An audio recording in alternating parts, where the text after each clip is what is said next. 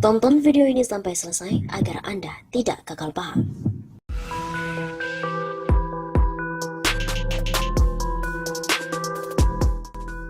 Sobat 651 Safa, kembali lagi bersama dengan kami untuk mengulas fakta-fakta perpolitikan dan juga informasi terkini di tanah air.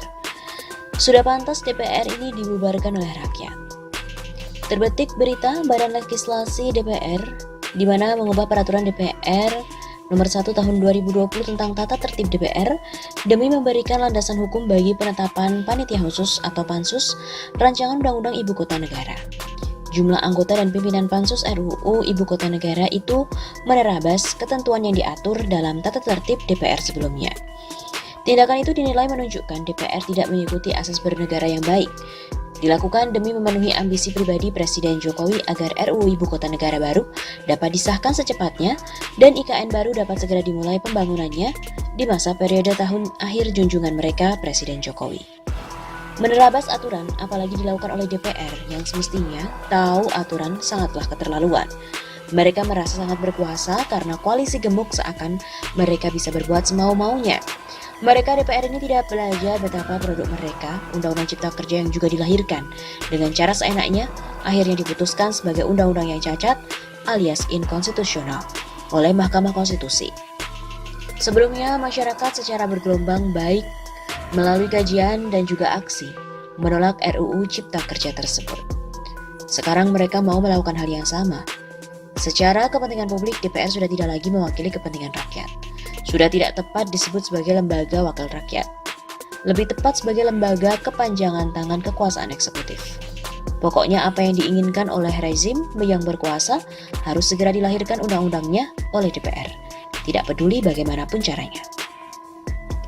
Akan halnya RUU IKN ini tidak ada hal yang mendesak bagi kepentingan rakyat. Kecuali yang mendesak adalah masa jabatan presiden akan berakhir sebentar lagi.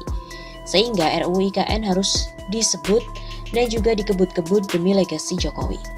Kalaupun melanggar tata tertib, yang dirubah aturannya, yaitu tatipnya.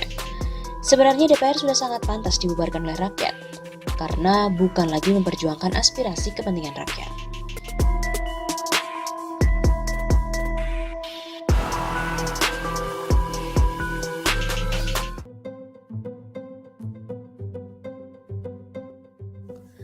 Memang kalian itu pantas disebut tak baik. Setelah dilantik menjadi anggota DPR dan DPD, yang kalian tunjukkan di depan rakyat adalah perebutan kursi pimpinan DPR dan MPR. Kalian semua betul-betul politikus yang sebenarnya. Kalian itu hanya kasak kusuk memperebutkan kursi ketua DPR dan ketua MPR. Setelah kursi ketua DPR diberikan ke orang-orang yang paling kuat posisi politiknya di Indonesia ini, sekarang kalian bercokol untuk kursi ketua MPR. Orang Golkar merasa berhak, orang Gerindra merasa pantas, orang DPD merasa wajar. Berhak, pantas, wajar menduduki kursi ketua MPR. Kalian saling sikut, lobi sana, lobi sini. Sedikitpun kalian tak ingat korban yang ada di Wamena dan para korban yang dibakar di kota yang horor itu. Anak kecil jadi korban. Ya, seperti itu di Papua. Malah kalian berpesta pora di gedung parlemen, bagi-bagi kursi pimpinan. Ketawa ketiwi menyambut kenyamanan hidup kalian, menyambut peluang-peluang korupsi yang bakal bertebaran di sekitar kalian.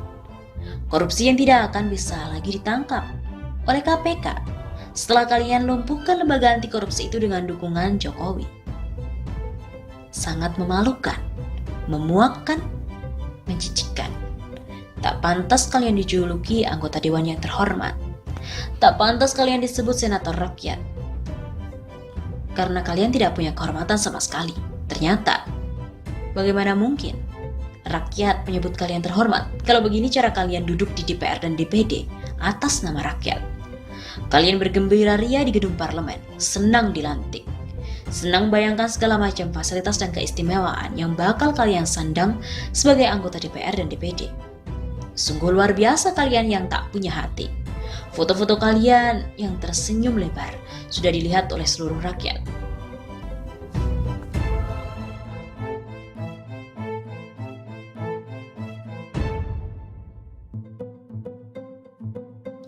Ini terjadi di negara yang bernama Indonesia. Selama 5 tahun mendatang, yang akan menipu rakyatnya bukan hanya para penguasa eksekutif, bukan hanya para Pinocchio dan induknya Pinocchio.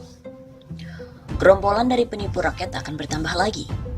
Tambahannya tidak sedikit, 500-an orang. Dan sudah bagi-bagi jabatan penting dan setengah penting di lingkungan Dewan Penipu Rakyat, yang disingkat DPR. Mohon maaf, singkatan ini sama dengan singkatan untuk Dewan Perwakilan Rakyat di Indonesia yang juga disebut DPR. Ya, kesamaan ini hanya kebetulan saja. Sekali lagi, tulisan ini bercerita tentang DPR di negara Indonesia, tak jauh dari Indonesia. Ketua Dewan Penipu adalah salah satu dari keturunan penipu besar di Indonesia. Para pimpinan lain juga penipu-penipu kawakan. Memang ada beberapa orang penipu pemula, yaitu mereka yang baru terpilih pertama kali. Tapi dalam beberapa bulan saja mereka akan berubah menjadi penipu handal. Akan ada berbagai sesi pembekalan materi penipuan rakyat untuk semua anggota dewan. Indonesia memang dihuni oleh para politisi penipu.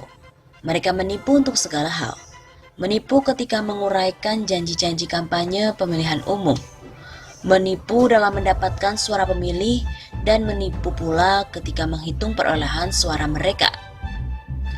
Bahkan sesama calon anggota dewan pun lumrah saling menipu. Perlu pula ditegaskan bahwa penipuan adalah profesi yang paling digemari di Indonesia. Semua yang menjadi tugas dan wewenang dari DPR akan dikerjakan dengan cara ataupun melalui proses penipuan. Sebut saja penyusunan anggaran kementerian, ketuk palu untuk undang-undang yang menguntungkan para penipu dari dunia usaha, sampai ke persetujuan proyek-proyek raksasa di seluruh Indonesia, dan termasuk pula penetapan para pejabat penting lembaga negara Indonesia, seperti komisaris, komisioner, direktur utama, dan lain sebagainya. Sebagai lembaga yang berlandaskan atas asas penipuan, DPR Indonesia harus selalu menjaga agar indeks penipuan mereka selalu tinggi. Indeks penipuan itu perlu dipertahankan tetap tinggi supaya mereka itu boleh terus memakai kata penipu di nama lembaganya. Kalau DPR Indonesia gagal mempertahankan indeks penipuan, maka secara otomatis nama lembaga itu akan berubah menjadi Dewan Perwakilan Rakyat, karena dianggap tidak lagi menipu rakyat. Dalam arti, sebuah lembaga akan disebut Dewan Perwakilan Rakyat jika indeks penipuannya itu rendah sekali ataupun nihil. Ya, begitulah cerita tentang untuk Dewan Penipu Rakyat di negara sebuah yang kita sebut sebagai Indonesia. Mari kita ucapkan selamat bekerja untuk para Dewan Penipu Rakyat.